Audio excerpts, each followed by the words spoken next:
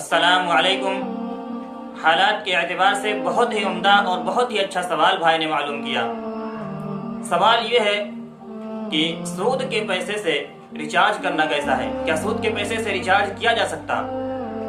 تو دیکھیے، اسلام میں سود کا پیسہ ایک گندا مال ہے، ایک خبیث مال ہے۔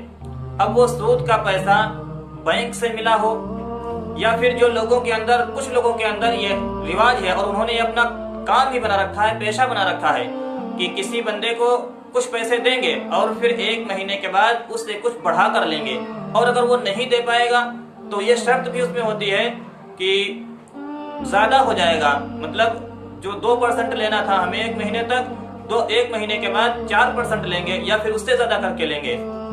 تو یہ سود جو کسی بینک سے ملے یا پھر کسی بندے کو دے کر اس سے زیادہ کر کے پیسے لیں، کیسا بھی سود ہو، اگر سود کا پیسہ ہے تو وہ اسلام میں خبیث اور گندا مال ہے، اور اس کو خود استعمال کرنا جائز نہیں، استعمال کرنا بالکل حرام ہے اس کا، بلکہ اس کا مصرف یعنی اس کو استعمال کرنے والے فقراء یعنی غریب لوگ اور مسکین لوگ ہیں۔ فقراء اور مسکین ہی اس کو استعمال کر سکتے، اور اپنے استعمال میں نہ تو موبائل کا ریچارج کیا جا سکتا اور نہ اسی طریقے سے چپل جوتے خریدے جا سکتے۔ بعض لوگ کہتے ہیں کیا ہے کہ چپل جوتے خرید کر استعمال کر لیں، نہیں، خود کے استعمال میں کسی اعتبار سے سود کا پیسہ جائز نہیں۔